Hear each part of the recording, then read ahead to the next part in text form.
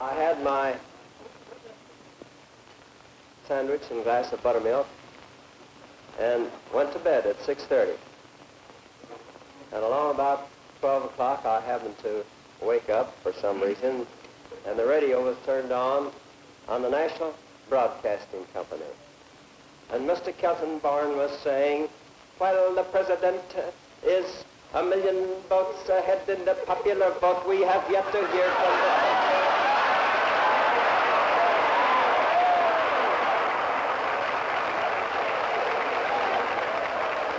We are very sure that when the country vote comes in, Mr. Truman will be defeated by an overwhelming majority.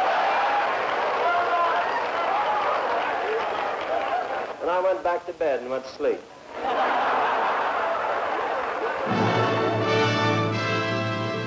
His name is Harry Truman, and this is his biography.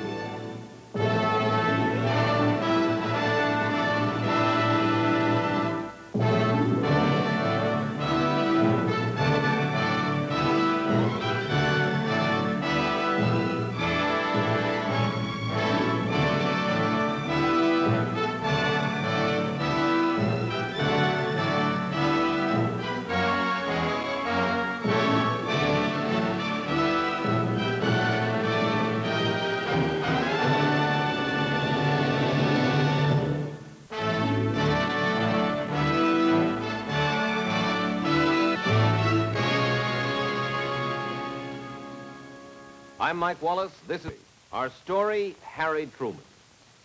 In 1948, when he announced his decision to run for the presidency, poll takers, party leaders, and virtually every newspaper in the country flatly declared that Harry Truman could not be elected. But Truman had other ideas. I'm going to make a common sense campaign, he said. It will be a novelty, and it will win. Late in the summer of 1948, President Harry Truman sets out on a 30,000-mile whistle-stop tour of the United States. He doesn't stand a chance, say Democratic Party leaders, and this trip is going to be heartbreaking for him and for us. He starts a grueling tour that will take him from coast to coast.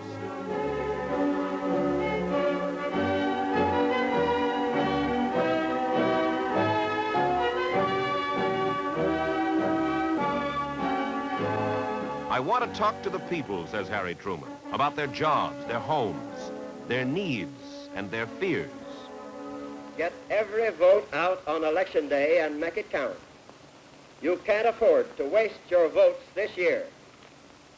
I'm not asking you just to vote for me. Vote for yourselves. Vote for your farm.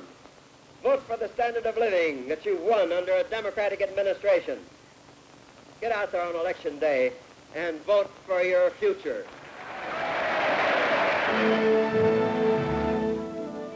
Reporters label most of his speeches tired, hackneyed, and they write that the crowds are curious. One national poll says Truman is so far behind that it's foolish to continue sampling opinion. But then in Detroit, Harry Truman begins hammering away at the Republican-controlled 80th Congress. If the congressional elements that made the Taft-Hartley law are allowed to remain in power, and if these elements are further encouraged by the election of a Republican president, you men of labor can expect to be hit by a steady barrage of body blows. And if you stay at home, as you did in 1946, and keep these reactionaries in power, you'll deserve every blow you get. Truman is hitting his stride, but he leads a badly split Democratic Party. He has enraged the South with his liberal civil rights platform, and some Southern Democrats have organized their own party. They are called the Dixiecrats. South Carolina's Governor Strom Thurmond is their candidate for president. Thurmond can't win, but he can take votes away from Truman. A one-time Democratic vice president, Henry Wallace, now heads the Progressive Party, and he expects to draw liberal Democratic support away from Truman in this election. The Republican candidate, Thomas Dewey, is delighted by the three-way Democratic split. He is the overwhelming favorite, and his campaign is a study in confidence and complacency.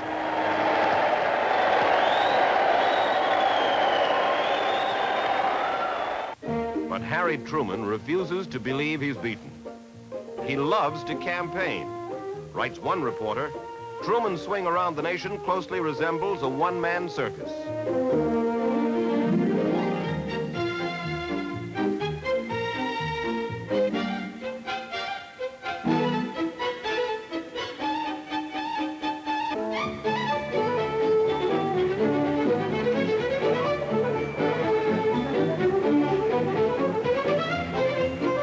Truman thrives on the grinding schedule.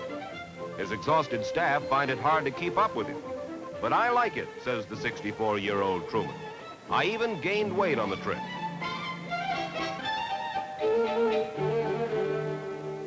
Even at tiny railroad junctions, he goes all out.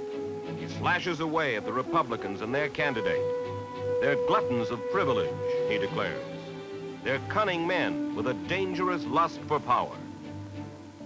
The plush Victory Special carrying Tom Dewey makes the Truman train look like a Tunerville trolley. And wherever he stops, Dewey draws large crowds.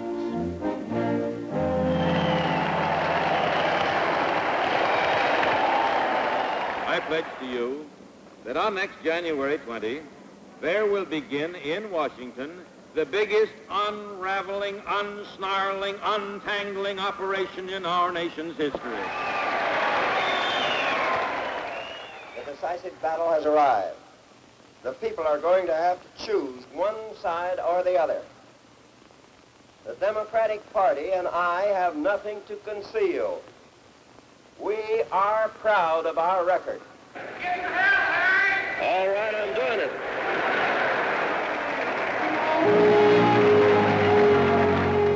Near the end of the campaign, Truman invades Dewey's own backyard in upstate New York. Even the weather turns against Truman. It's typical Democratic weather, he says. But he's heartened by the large crowds that show up despite the rain. Pollsters and reporters are still unimpressed. Truman has traveled 31,000 miles and talked to 12 million people, but, say most observers, it isn't enough. Truman's party is too weak, they say. The Republicans will sweep everything. Election Day, 1948.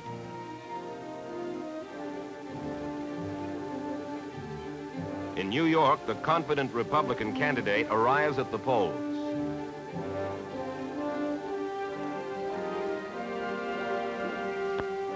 Harry Truman returns to his home at Independence, Missouri to cast his vote.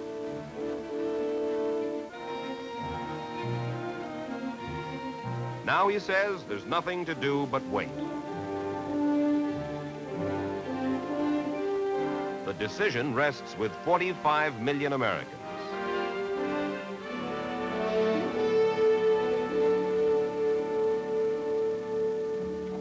New York's Times Square, traditionally jammed with people on election night, is almost deserted. The election is a foregone conclusion.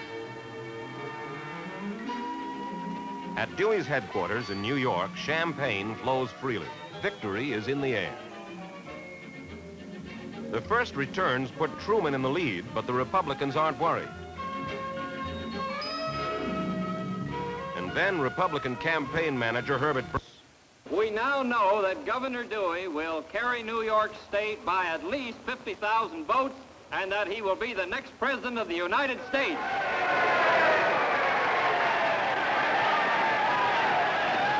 But the race between Truman and Dewey remains close.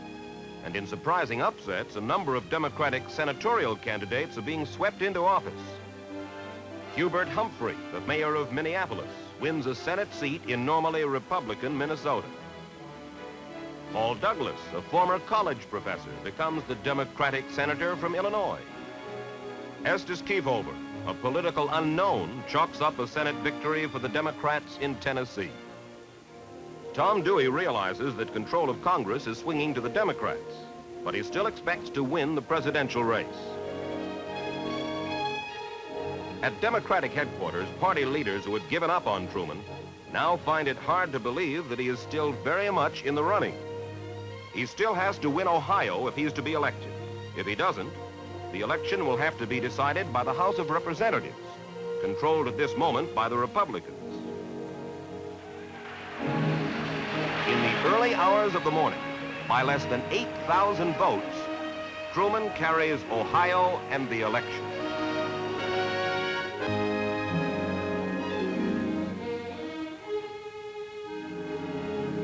Later in the morning, Thomas Dewey makes it official. I've sent the following wire to President Truman. My heartiest congratulations to you on your election and every good wish for a successful administration.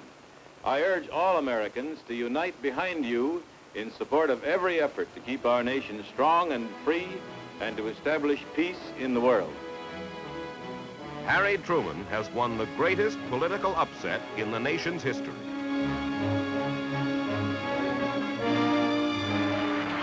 At a victory dinner, he describes how he spent the momentous night on which he was elected President of the United States. And I went back to bed and went to sleep.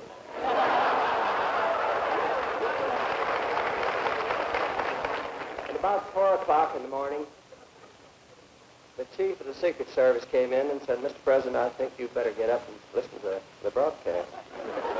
We've been listening all night.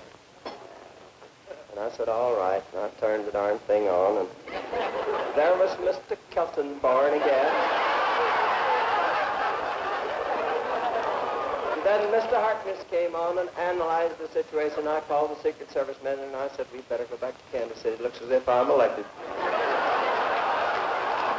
Along about 10 o'clock, I got a telegram which said that the election was over and that I should be congratulated on the fact that I had won the election, and apparently it was too bad, but it happened.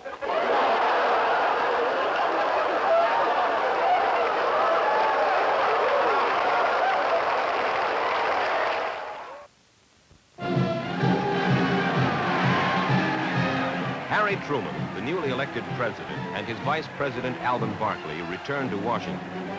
Says one newspaper that didn't give him a chance to win, "We are ready to eat crow whenever you're ready to serve it, Mr. President." I don't want anyone to eat crow, Truman says, but he cannot resist the temptation to make one last comment about his remarkable election upset. I'm happy to be here talking to you once more from the same old stand.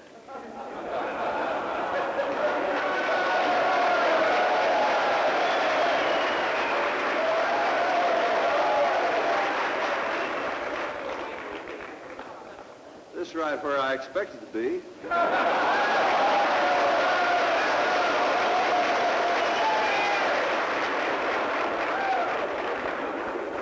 don't know whether you remember it or not, but I told you on the 19th of February last year you were looking at the next president, and you are.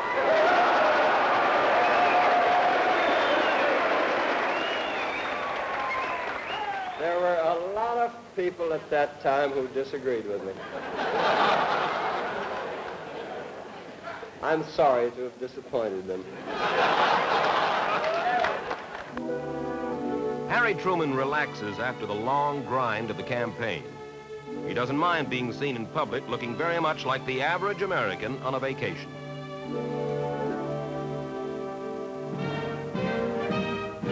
January 22nd, 1949, President Harry Truman takes the oath of office. In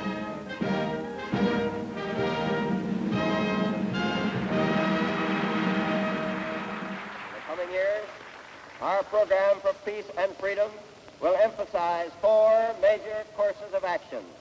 On this chilly inauguration day, Harry Truman immediately outlines his 4-point program for guiding the nation's foreign policy. The Truman Doctrine and the Marshall Plan will be extended to help nations now threatened by communist aggression. One of the key provisions of Truman's program is the establishment of the first peacetime military treaty in the history of the United States. We will strengthen freedom-loving nations against the dangers of aggression. We are working out with a number of countries a joint agreement designed to strengthen the security of the North Atlantic area. The primary purpose of these agreements is to provide unmistakable proof of the joint determination of the free countries to resist armed attack from any quarter. Harry Truman calls the founding of NATO, the North Atlantic Treaty Organization, one of his proudest achievements.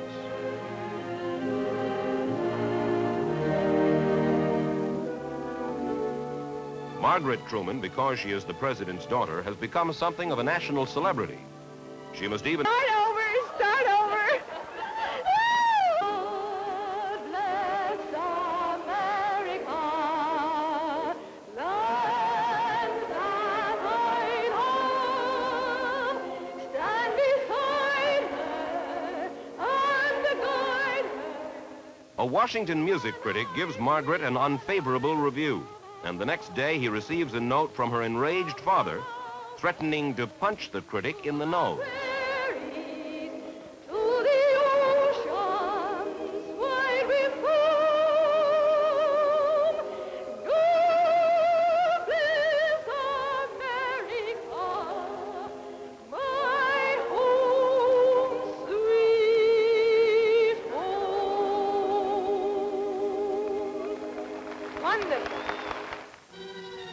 Margaret Truman unwittingly becomes the center of controversy because of her father's remarks. I've been accused, says Truman, of putting the apple of my eye in a bad position. I don't think I have, he adds, and neither does she, thank the Almighty. In the summer of 1949, a congressional committee investigates the activities of General Harry Vaughn, a military advisor to the president. He's part of what the press calls the kitchen cabinet, some of them Truman's hometown friends who have been given jobs in Washington. At the hearing, Harry Vaughn answers charges that he has misused White House influence. My association with President Truman covers a period of some 30 years. Inquiries from persons having business with various government agencies come to my attention in my capacity as a member of the White House staff. At no time have I taken action as a member of the White House staff in exchange for a gift or other favor. But the charges and the sensational headlines created by the Senate hearings cast a shadow of doubt over the Truman administration. Then, on the heels of this incident, from United States Senator Joseph McCarthy come charges that the Truman administration is coddling communists. The controversy stirred up by the Senate hearings brings a bitter counterattack from the president. Demagogues, crackpots, and professional patriots, he says, are pumping fear into the American people.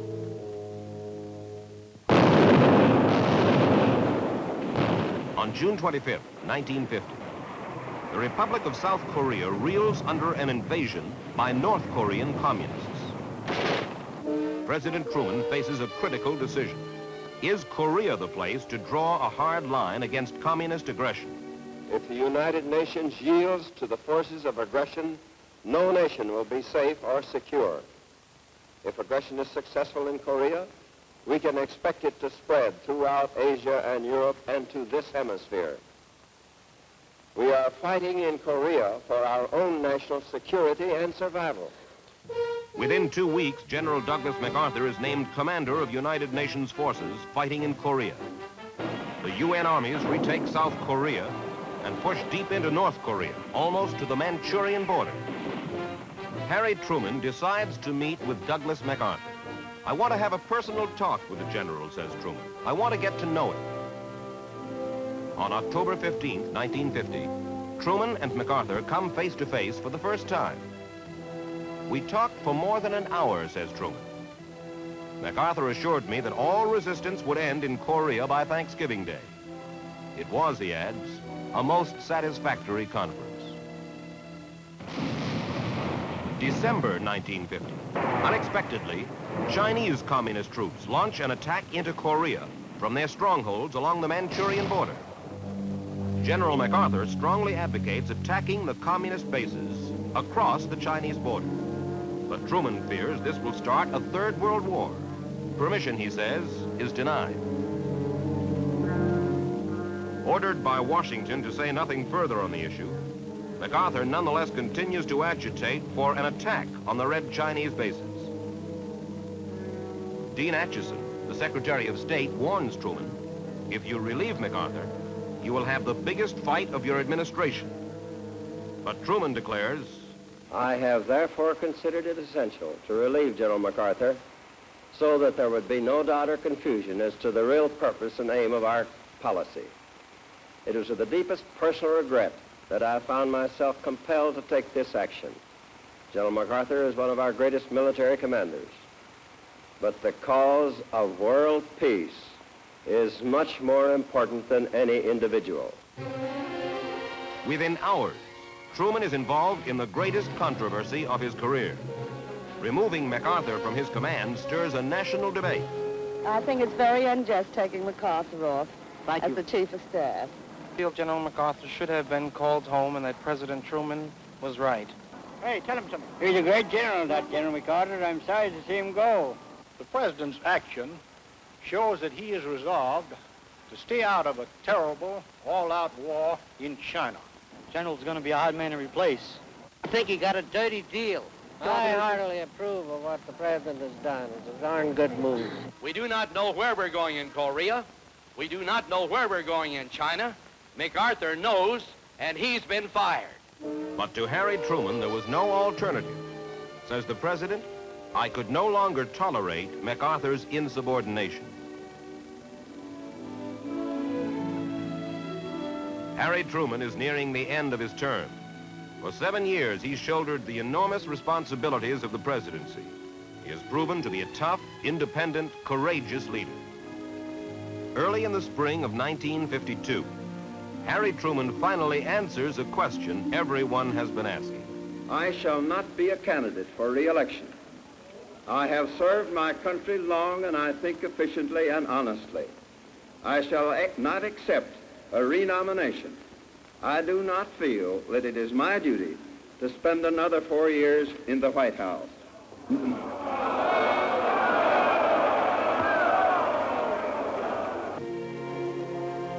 On Inauguration Day, 1953, Harry Truman escorts Dwight Eisenhower to the official ceremonies that marked the beginning of a new administration. He writes, I had the troubled feeling that General Eisenhower had not grasped the immense job ahead of him. But there is little Truman can do at this moment. Mr. President has become Mr. Citizen.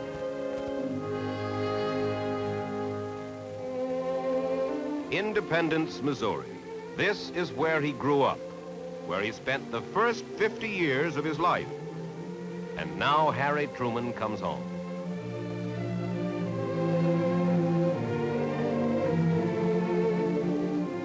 Truman's father climbed to the top of this house and proudly hung out the American flag when a Democrat was elected president in 1892. But John Truman never dreamed his son would become president. Few people did. They called Harry Truman the average man. A Missouri newspaperman once wrote, Truman is the average man. He understands the needs, the hopes, and the dreams of the average man. And that is his greatest asset.